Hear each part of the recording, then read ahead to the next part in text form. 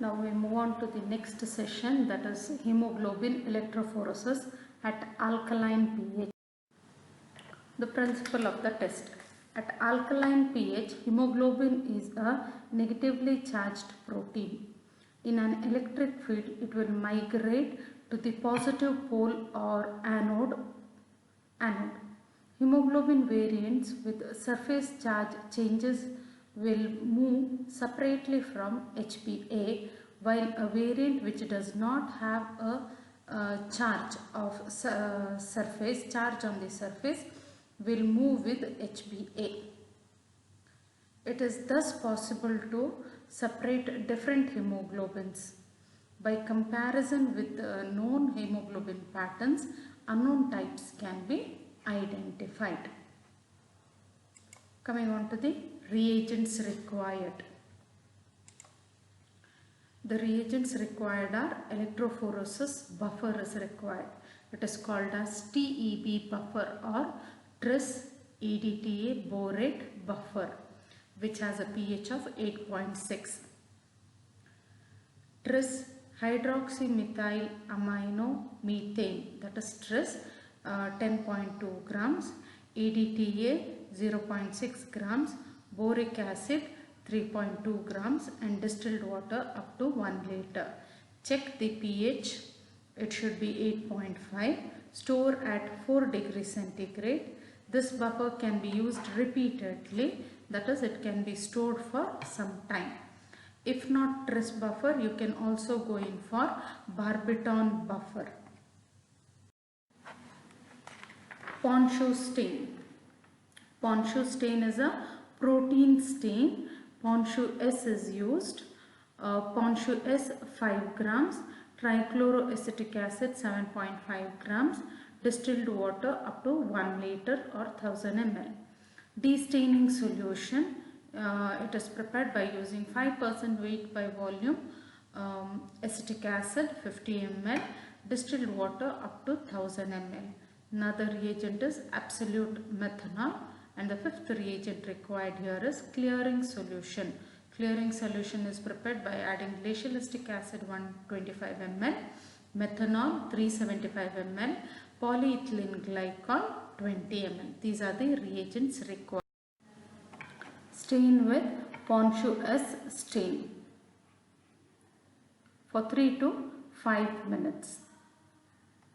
Remove the membrane and drain the elute excess stain by passing through 3 changes of destaining solution with each 2 minutes. Dehydrate the membrane in absolute methanol for about 2 to 3 minutes. Immerse in clearing solution for about 6 to 8 minutes. Dry at 65 degrees centigrade for 4 to 6 minutes. This is the procedure for electrophoresis. Now these strips can be stored indefinitely if with the patient, each patient hemolyzate run, known hemoglobin F, hemoglobin S and a normal hemoglobin A can also be run. This helps in comparison of the bands formed. Next. Cellulose acetate at a pH 8.4 appears like this. The band formation is like this. This is of the normal and this is of the abnormal strip. In a normal, hemoglobin lysate shows a band close to the point of application. Close to the point of application, that is cathode region, which is said to be HbA2. And then onwards, as you move, you get the HbF band, then you get the HbA band. This is normal format. In abnormal conditions, the hemoglobins have the abnormal hemoglobins have same mobility as that of the HbA2. So HbA2 portion is seen thick enough in case of abnormal conditions or if abnormal variants are suspected. This is about hemoglobin electrophoresis. This is the normal pattern we see abnormal pattern we see in case of thalassemia, sickle cell anemia, etc. Here again it is kept in comparison with the normal. This is how the test is done. Next, moving on to the estimation of hemoglobin A2 level. Now we have seen what is estimation electrophoresis strip preparation by cellulose acetate method. The same strip is used and the test is further cut.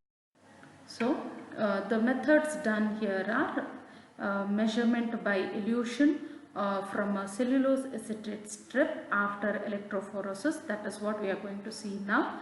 The second method may be measurement by microcolumn chromatography, and the third method used may be measurement using high pressure liquid chromatography, that is HPLC.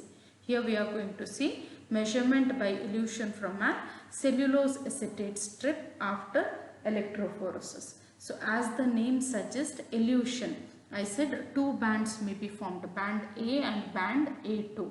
So band A2, I said abnormal bands will be formed.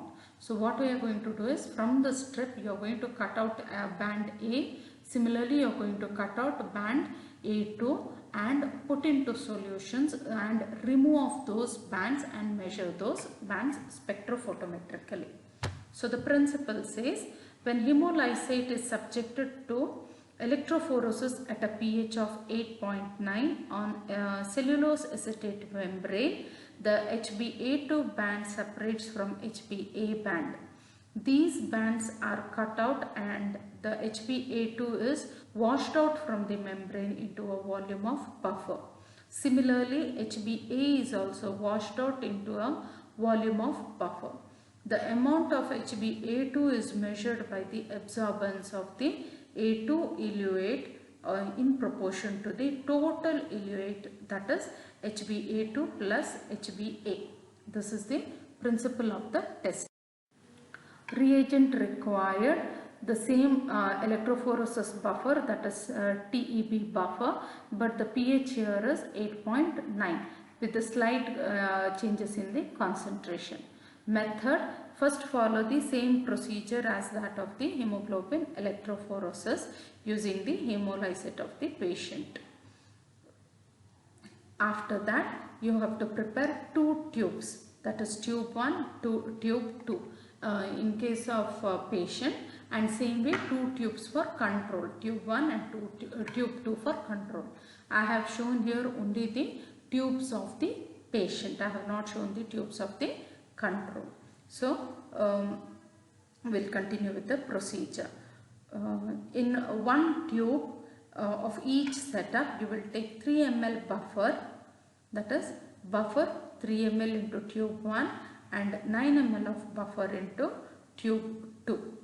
Remove the cellulose acetate strip and cut the HbA2 band from the patient's strip into tube 1 and similarly cut HbA band into tube 2.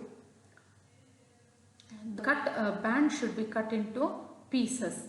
Immerse them properly in the buffer. Similarly, this is, as I told, this is of the patient. We'll have to treat the control strips also in the same manner. Now allow the elute with occasional shaking for about 20 to 30 minutes. Remove the strips from the tube and centrifuge at 1200 gravity for about 5 minutes to sediment the debris. That is, all the strips will get sedimented. Read the absorbance of HbA2 elute and HbA elute in an spectrophotometer at 410 nanometer. Use TEB buffer as blank. Calculation: HbA2 percentage is calculated as HbA2 reading divided by HbA reading into 3 plus HbA2 reading whole into 100. Now the answer what you get here is of the HbA2 percentage. Now calculate HbA percentage, that is 100 minus HbA2 value will give you HbA percentage. Coming on to the interpretation. Normal HbA level